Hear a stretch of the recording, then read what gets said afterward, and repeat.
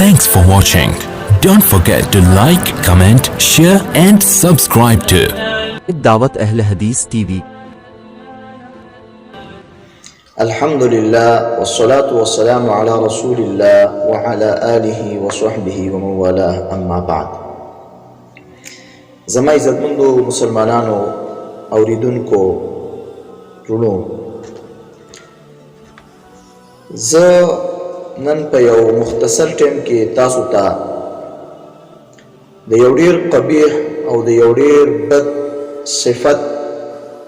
او د خصلت د هغې لږ وضاحت کومه چې هغه زموږ په مسلمانانو کې هغه ډیر زیات عام شوی دی. هغه مرض او هغه بیماری چې هغې ته ویل کېږي العجب. عجب د عربی ژبې لفظ دی او دا ویل کېږي الزهو، خودپسند جوړېدل، خودپسندي انسان کې راتلل، مغرور کېدل، متکبره کېدل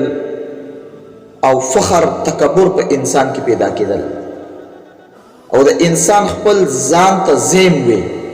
د الله مخلوق هغه د هغې څه پروا نه کول او ځان زیم ګڼل،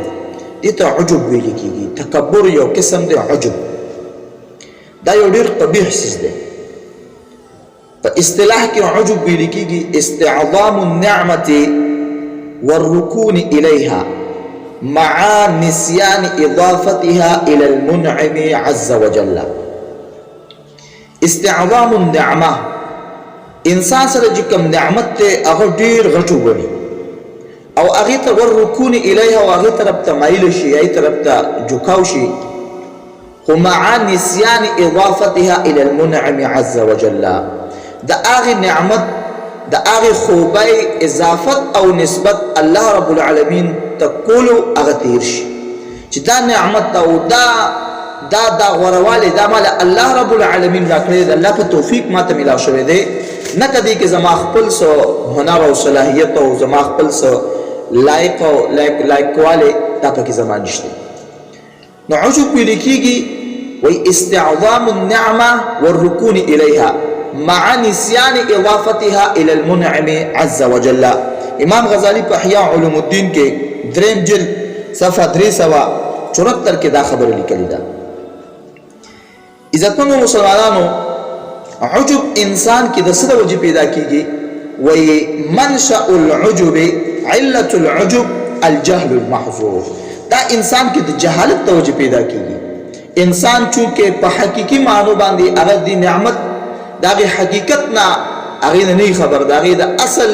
منعم نه نه خبر، نو چونکې دکې عجب بیماری پیدا شي. دا عجب یو داسې بد شیز دی، د دې دومره یو خطرناک او یو دومره بدترین د دې نتیجه راوځي چې الله رب العالمین قرآن مجید سوره توبه کې الله رب العالمین فرمایي 15 نمبر آیت کې د صحابو یو منظر بیانوي، د مسلمانانو یو منظر بیانوي چې کله هغې کې د عجب بیماری پیدا شله، نو الله وایي دنیا کې هم تاسو رسوایۍ سره ذلت سره مخامخ شئ او یو بده نتیجه هغه تاسو ته میلاو شله. الله رب العالمین د حنین غزوه حنین طرف ته الله په سوره تبوک کې الله اشاره کوي او فرمایي وَلَقَدْ نَصَرَكُمُ اللَّهُ فِي مَوَاطِنَ كَثِيرٍ وَيَوْمَ حُنَيْنٍ إِذْ أَعْجَبَتْكُمْ كَثْرَتُكُمْ فَلَمْ تُغْنِ عَنْكُمْ شَيْئًا وَضَاقَتْ عَلَيْكُمُ الْأَرْضُ بِمَا رَحُبَتْ ثُمَّ وَلَّيْتُمْ مُدْبِرِينَ. الله وی صحابه خامخا په تحقیق سره الله د ستاسو په ډېرو ځایونو کې الله ستاسو نصرت او مدد کړی او په ورځ د حنین الله وی ما ستاسو مدد کړی خو تاسو کې د حنین په ورځ باندې یو بیماری پیدا شله، یو بد صفت او خصلت تاسو کې پیدا شو چې هغه بیماری د عجب ده. اذ اعجبتکم کثرتکم، چې کله تاسو خپل کثرت او خپل تعداد هغه په خودپسندۍ کې واچولی او تاسو وایي چې نن ورځ به مونږ غالبه یو، په مونږ څوک باندې څوک غالبه کېدلی نه شي او نن مونږ فاتح یو، خپل هغې افرادو په هغې غرور کې رالی او خپل په هغې اصلحو په قوتونو باندې نظر پرېوته او د الله رب العالمین هغه نصرت، د الله هغه مدد، د الله هغه مرسته هغه درنه هېر شله. الله وی فلم تغن عنکم شیئا، ستاسو د کثرت د ستاسو د اسباب او وسایلو بس تاسو د افراد تاسو نه هیڅ کفایت نه کو هیڅ فائدې اندر لدر نه کړه وضاقت علیکم الارض بما رحبت دا ځمکه د باندې راټنګ شله باوجود د دې چې الله ډیره پراخه کړې وه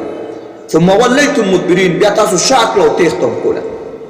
نو عجب بیماری چې کله انسان کې پیدا شي د رب العالمین په نس دا انسان وغورځېږي دا الله رب العالمین هغه مدد دا الله هغه نصرت دا الله هغه مرستې دا الله معیت هغه دنه ختم شي ځکه چې کله انسان کې عجب پیدا شي او د هغې نعمت اضافت او نسبت الله رب العالمین ته کله ونه کړي عزتمنو مسلمانانو الله رب العالمین قرآن مجید فرقان حمید کې په دوه مقاماتو کې بار بار الله د عجب د بیماری قباحت او د هغې شنیعت الله بیانوي د هغې سپېروالی او د هغې نحوست الله بیانوي الله رب العالمین قرآن مجید سوره کهف کې الله د یو خودپسند انسان د یو مغرور و متکبر او د یو سرکش انسان الله رب العالمین د هغه متعلق الله بیان کړي لا یضرب لهم مثلا رجلین جعلنا لاحدهما جنتین من اعناب وحففناهما بنخل وجعلنا بينهما زرعا الله وی یو دوه کسانو دې ته مثال بیان کړه واقعه بیان کړه دوه کسانو چې ما یو له باغونه ورکړي د انګورو دوه باغ مې ول ورکړي هغه مې د کجورو په بوټو باندې هغه را بند کړیو او د په منځ کې مې ول چې کم دی هغې کې مې ول فصلونه لګولیو والله وی چې د هغې باغونو په منځ کې الله وی کلتا الجنتین آتت اکلها ولم تظلم منه شیئا وفجرنا خلالهما تفجیرا د هغې په منځ کې الله رب چینې روانې کړې وي اوبه روانې کړې وي ډېر یو عمده باغونه الله رب العالمین ورکړي او دواړو باغونو په خپل ټیم باندې هغې میوې او خپل هغه ثمرات هغه به ورکول فصلونه به ورکول خو چې کله دې انسان کې د عجب بیماری پیدا شله خودپسندي پکې پیدا شله ودخل جنته وهو ظالم لنفسه قال ما اظن ان تبيد هذه ابدا چې زما ګمان نه راځي چې کله باغ ته درنه کېدو چې زما ګمان نشته چې دا باغونه به چېرته ختم شي او دا به ختم شي او دا به کله عدم شي نو الله رب العالمین فرمایي چې دې ظالم انسان سوي وما أظن الساعة قائمة ولئن رددت إلى ربي لأجدن خيرا منها منقلبا او زما ګمان نه دی چې قیامت قایمېدونکی دی او که بالفرض والتقدیر قیامت قایم هم شي نو ما ته به الله هلته ډېر غوره بدلې راکړي څنګه مې چې دنیا اخیسته ده داسې به مې آخرت اخیستی ځکه د الله په نزد ډېر اوچت سړی چونکې هغه ته د دنیا دا نعمت او د الله رب العالمین دا دنیا چې هغه له کومه ورکړې وه دا هغه د خپل د صالحیت هغه دلیل ګڼو علامه ګڼله چې زه د الله په نزد یو ډېر شریف انسان یم ډېر کریم انسان یم ډېر عزتمند یم د الله ډېر محبوب یم ځکه یې ما له دنیا راکړې ده اکثر د دنیادارو خلکو دا سوچ دی که مونږ د الله خوښ نه وی نو ولې مونږ له دا دنیا راکړي او چې مونږ له دا دنیا راکړې ده مطلب موږ د الله خوښ یو او آخرت ته هم زموږ خیستی دا د انسان یو د شیطان یو وسوسه ده یو دسیسه ده د انسان یو وهم دی چې دی پای کې پروت دی ځکه حدیث کې راځي الله رسول فرمایي ان الله يعطي الدنيا من يحب ومن لا يحب الله دنیا هر چا ورکوي که څوک یې خوښ دی او که نه دی خوښ کافر له هم ورکوي مشرک له هم ورکوي الله رب العالمین خپل نافرمان له هم ورکوي الله خپل مطیع له هم ورکوي ولا يعطي الدين الا من يحب الله دین هغه چا له ورکوي چې څوک د الله خوښي او سیدنا علی رضی الله عنه فرمایي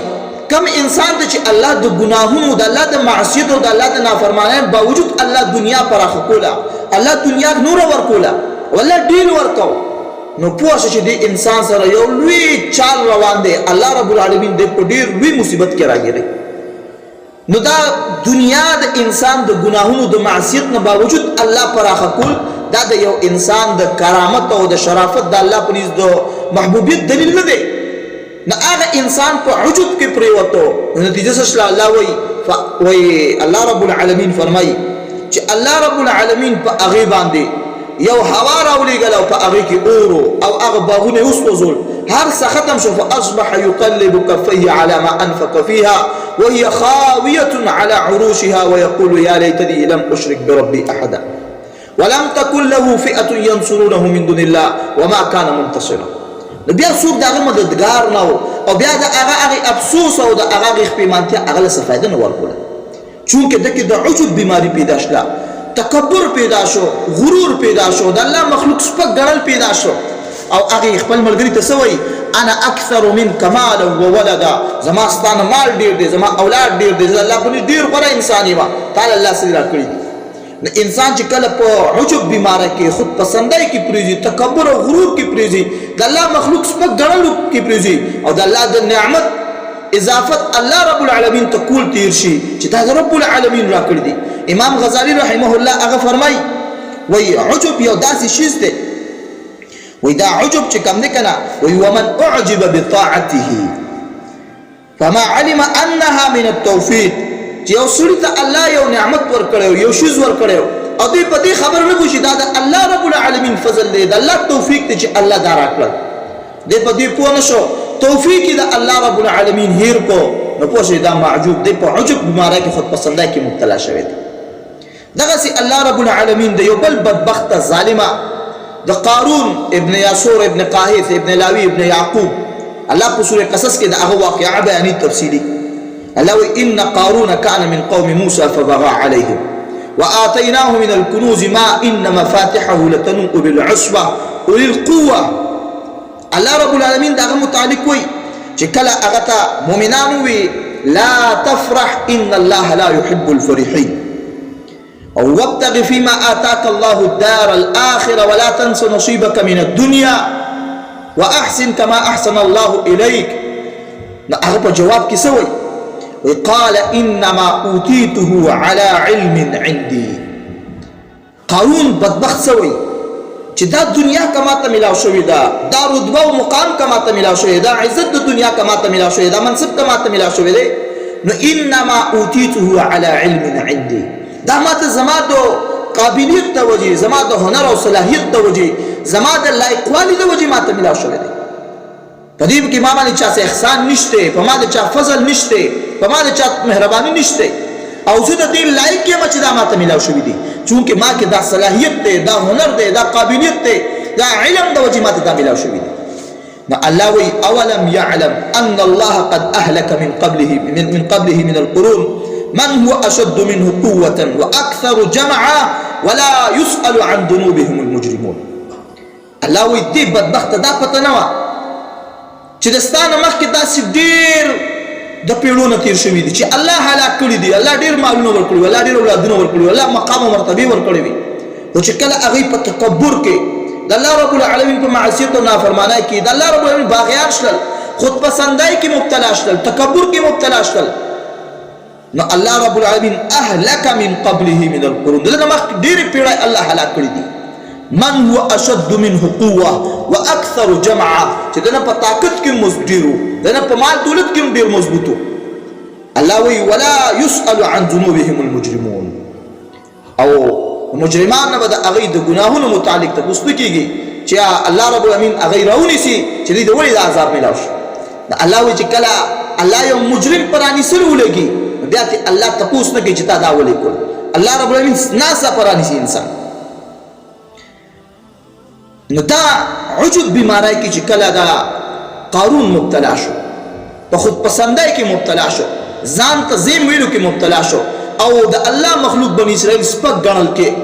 بیماری پکې پیدا شله موسی علیه السلام سره حسد او کینه او بغض پیدا شو د هارون علیه السلام سره کینه او حسد او بغض پیدا شو خودپسندۍ کې مبتلا شو چې زه سوام دا صحیح دي او زما رای به پې چلیږي زما حکم به چلیږي خلق به زما خبرې ته هغه کینی او پاسي به نو الله رب العالمین هغه سره څه وکړو الله هغه قارون هغه د سره خپلو خزانو او د خپلو محلونو په دې ځمکه کې ښخ کړو دا عجب یو داسې بده بیماري ده چې الله رب العالمین په نسبت باندې ډېر مبغوض بیماري ده یو ډېر مبغوض خصلت دی د رب العالمین په نسبت باندې نو موږ تاسو له پکار دي چې ځان د عجب د بیمارۍ نه ځان بچ کړو د الله مخلوق سپکو نه ګڼو ځان غوره ونه ګڼو او ځان ته زیم ونه و خپل اسې نه چې د دنیا په دې عارضي په دوکه باندې هغه مغرور شو د نشي د مال په نشه کې د اولاد په نشه کې د مقام او د رتبې په نشه کې موږ د ځان ته زیم ویل شروع کړو د الله مخلوق سپک ګڼل شروع کړو او د الله رب العالمین نه باغیان جوړ شلو د الله د احکاماتو نه باغیان جوړ شو نه اسې نه چې چېرته زموږ دغه نتیجه جوړه نه شي زموږ دنیا او آخرت تباه نه شي د عجب د بیارمانه الله موږ بچ کړي د دې وجې زما عزت په مسلمانانو د سلفو نه نقل دي امام ابن قیم رحمه الله په خپل کتاب الفوائد کې هغه لیکلي دي وی ارکان الكفر اربعه د کفر څلور ستنې دي لومبه د کفر لومړی ستنه دا ده. امام ابن قیم وی الکبر تکبر، خود پسندی، مغرور کېدل، د الله مخلوق سپک ګڼل. او کبر څه ته وایي؟ بطر الحق و غمط الناس، خلق سپک ګڼل او حق رد کول، چې حق ته راغلی او غرض کې نه منو. دویم والحسد، حسد انسان په کفر کې مبتلا کی، د الله د نعمت ناشکري جوړ کی. دریم والغضب، غصه انسان په کفر کې مبتلا کی. او څلورم والشهوه، شهوت انسان، دا شهوات انسان چې کوم دی هغه د الله په نافرمانی کې، د الله د نعمت په ناشکرۍ کې رب العالمین نه باغي او کافر جوړ کی. امام محمد ابن حسین ابن علی رحمه الله هغه فرمایل ما دخل قلب امرئ شيء من الكبر قط الا نقص من عقله بقدر ما دخل من ذلك قل او كثر.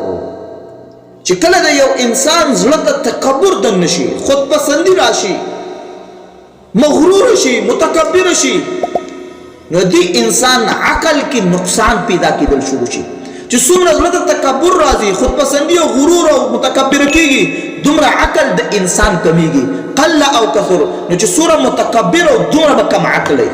دومره بې وقوفه عقل به د هغه کار نه کوي. او څومره چې تواضع، عاجزي،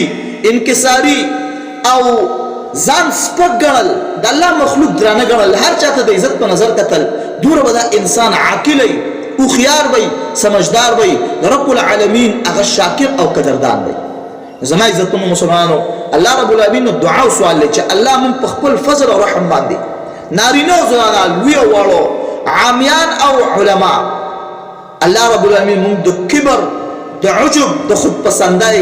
او د غرور او د تکبر نه مونږ الله په خپل حفظ او امان کې وساتي. الله رب العالمین توفیق راکړي چې الله په مونږ په دې زړونو کې عاجزي، تواضع، انکساري، خضوع، انابت الله رب العالمین زموږ په زړونو کې دا شیزونه پیدا کړي. الله مونږ د بدو خصلتونو، د بدو اعمال نه الله مونږ بچ کړي. د الله رسول علیه الصلاة والسلام په دعا کوله اللهم انی اعوذ بک من سیء الاخلاق والاعمال والاهواء. ای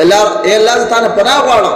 د بدو اعمالو، د بدو اخلاقو نه، د رذایلو نه تا نه پناه غواړم. الله رب العالمین دې مونږ هم د هر قسم د بدو خصلتونو نه، د صفاتو نه الله مونږ خپل فضل او کرم باندې بچ کړي. الله دې مونږ ته د صفات حمیده او د اوصاف حمیده الله رب مونږ ته د هغې د اختیارولو او اپناولو توفیق نصیب کړي. مال یې العالمین. دعوت اهل حدیث ٹی وی ځانګړي او مستند معلوماتو باندې مبني بشمیره تعلیمي او دینی ویډیوز لپاره زموږ پاڼه سبسکرایب کړئ او زموږ د نوي ویډیوز نه د اپډیټ لپاره په بیل آیکن کلیک کړئ.